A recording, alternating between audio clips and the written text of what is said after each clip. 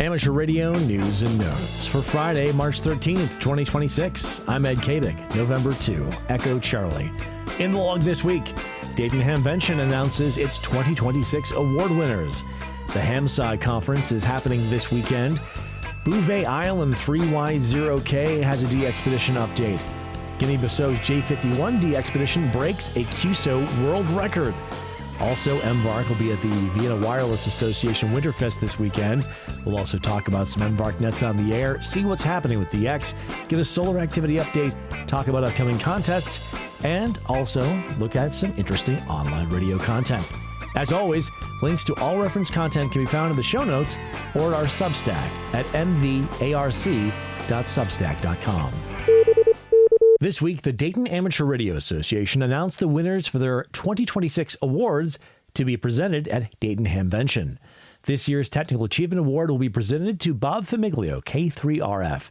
Bob has spent almost 60 years as an amateur radio operator and has served as a volunteer counsel for more than 40 years, helping amateurs navigate the legal world as it intersects with radio. He's also been elected for multiple terms and offices at the ARRL as EPA Section Manager, Atlantic Division Vice Director, and most recently, Atlantic Division Director. His dedicated service to the amateur radio community has helped many get on the air and enjoy the hobby more fully. This year's Amateur of the Year award goes to Dr. Otis Vicens, NP4G. Otis grew up in Humacao, Puerto Rico, and went to university at Purdue University, and then got his dental degree from the University of Puerto Rico School of Dental Medicine, completing a specialty program in pediatric dentistry at Brookdale University Hospital in Brooklyn, New York. Then he returned to Puerto Rico to practice orthodontics. He has been active in DXpeditions, including Bouvet. He's been president of the Puerto Rico Amateur Radio League in 2012, and helped in emergency coordination during the aftermath of Hurricane George in 2017. He's now the president of the International DX Association and was a part of the team that just activated Desecheo Island. The Special Achievement Award goes to Martha and Joe Fell, N3QBE and W3GMS. They work to mentor students, and their first student is pursuing a PhD in electrical engineering at MIT, and their youngest mentee began with them at 8 years old. The Club of the Year Award goes to the Long Island CW Club. LICW is an organization with over 7,800 members in all 50 states and 70 countries that is dedicated to helping amateurs learn and enjoy using Morse code. The club has 182 classes a week, taught by dozens of volunteers over Zoom video conferencing. Your author currently teaches intermediate and advanced classes with LICW.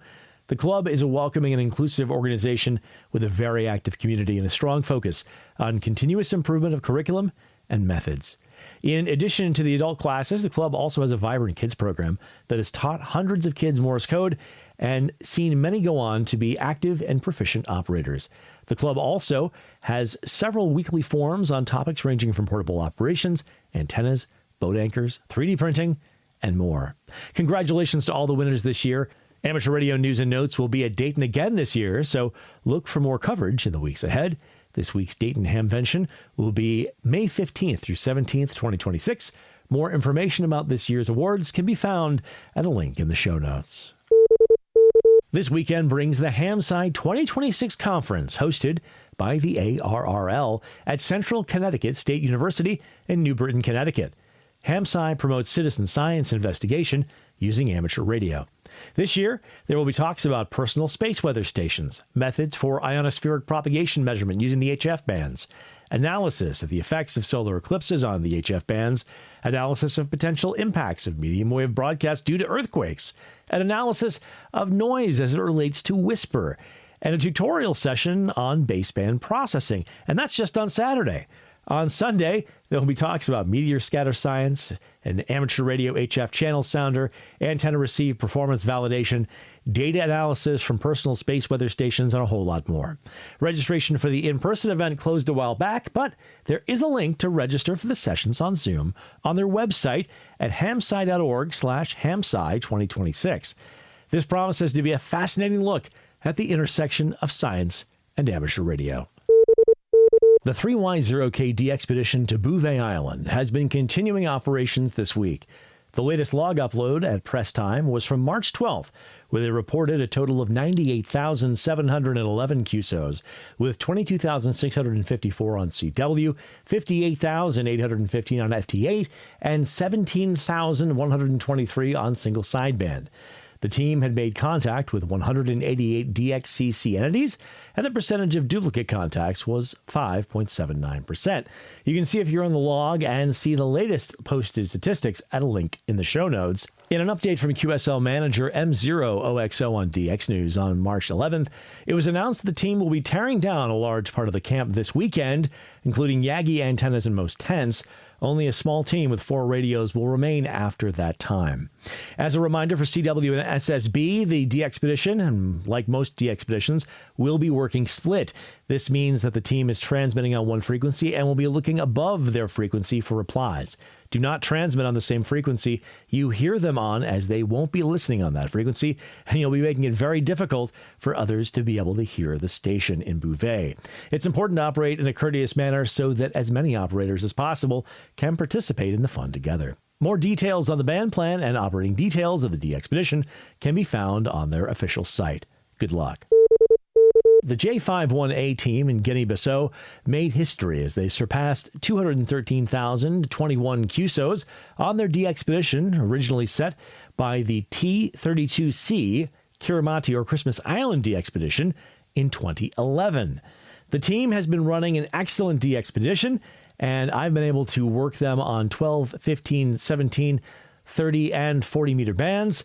J51A will continue operations until this Sunday, March 15th, at around 1200 UTC, when the low band and receive antennas will be going down first and the spider beams will go down a little bit later. If you haven't gotten them in the log yet, now is the time. Congratulations to the J51A team for their incredible achievement. This Sunday brings the Vienna Wireless Society's 50th Winterfest HamFest at Oakton High School in Vienna, Virginia. The event starts at 8 a.m. and goes until 2 p.m. This year, they've sold out all the indoor tables with more than 65 indoor and tailgating vendors expected. The Mount Vernon Amateur Radio Club will be there, as will your author, so stop by and say hello. Winterfest will also be hosting the 2026 ARRL Virginia Section Convention from 10 a.m. to noon. For those unable to attend the convention in person, Zoom connection information is provided on the Winterfest website.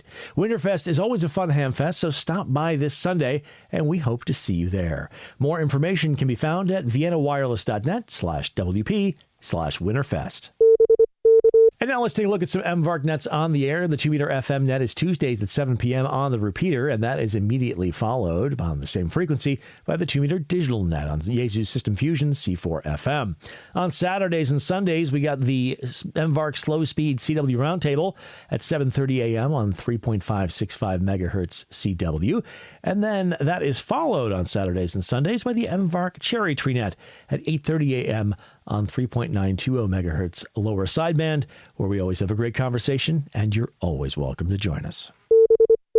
Now let's take a look at what's happening with DX. There will be a lot of it on the air this week. Stations on the air include Bouvet Islands, Svalbard, the Cayman Islands, St. Kitts, Gambia, Guinea-Bissau, Austral Islands, Palau, Mayotte, Ogasawara Islands, Vanuatu, Anguilla, Ghana, St. Martin, South Orkney Islands, Bangladesh, Minami-Torishima, Colombia, and Solomon Islands. A calendar of DXpeditions can be found at dxnews.com/calendar. And now it's time for a solar activity update. As we go to press, the solar flux index was 121, and the estimated sunspot number was 116, with 9 numbered sunspot regions visible from Earth. Over the last week, the SFI has decreased. Solar activity has been at low levels in the last 24 hours. The geomagnetic field has been at quiet to unsettled levels in the last 24 hours, and the KP index reached 3 yesterday. The solar wind peaked at 486 kilometers per second. Solar activity is predicted to be at low levels with a chance of M-class flares today through Sunday. The geomagnetic field is forecast to be at quiet to minor storm levels today and Saturday, and quiet to active levels on Sunday. The chance of solar radiation storms at the S1 or greater level is at 1% today through Sunday. R1 to R2 radio blackouts are possible in the near term, with a predicted probability of 20% today through Sunday. R3 or greater blackouts are unlikely, with a 1% chance predicted today through Sunday. It remains a fantastic time for amateurs to get on the air and work the world. Good sources of real-time solar information include spaceweatherlive.com and solarham.com. A good overview of conditions can be found at dx.qsl.net/propagation. To see delay absorption data and associated radio blackouts, visit the NOAA DRAP page. To see real-time max usable frequency, or MUF, and critical frequency, or FOF2 information from RadioSonde data, visit prop.kc2g.com.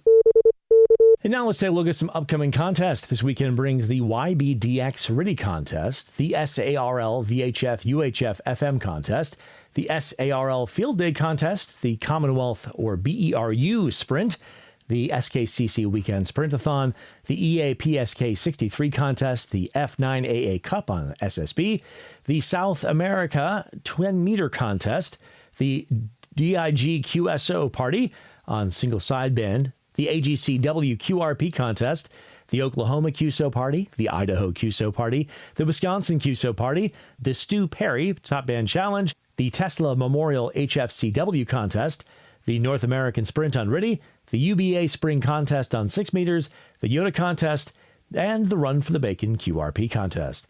As always, the K1USN SSTs, the MSTs, and the CWTs will also be on the air.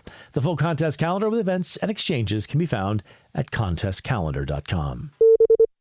And now let's wrap things up with some interesting online radio content. As always, all of the links we're going to be talking about here are available in the show notes or at our Substack at mvarc.substack.com. Mike K3RF turns his QMX into an HT with 3D printing. Josh KI6NAZ talks to Rob Sherwood NC0B about the Sherwood engineering list. Stuart VE9 Charlie Fox talks about updates to the Holy Cluster DX spotting site. Dr. Tamitha Skove WX6SWW talks about space weather this week. Hadrian YO2BTW shares video recorded by Chun at Bouvet during the DXpedition. Ian 4F1EBD shares a video of a typical day on Bouvet. Kevin KB9RLW uses a flagpole as a temporary antenna mast. Ralph WA2PUX shows us how to build an RF sampler. MSci Guy takes a look at an FM stop filter. Craig KM6LYW plays with AI on amateur radio. Ian 4F1EBD shows footage of the arrival of the 3Y0K team on Bouvet. Michael KB9VBR talks about the upcoming price increases from Yaesu. Kevin 2E0 Whiskey Mike Golf and Richard G0NAD operate HF Portable from Tenerife. Josh KI6NAZ talks about poor operators on the air. Ramon EA5IW takes us along for some mountaintop QRP. Mike KNRD puts up a 915 MHz Yagi for MeshCore. Ben V6SFX makes a slot antenna for VHF. And Ara N6ARA shows us his new tiny filter, portable 2-meter bandpass filter. Well, that is it for this week. I've been Ed, November 2 Echo Charlie. Thanks, as always, for joining us.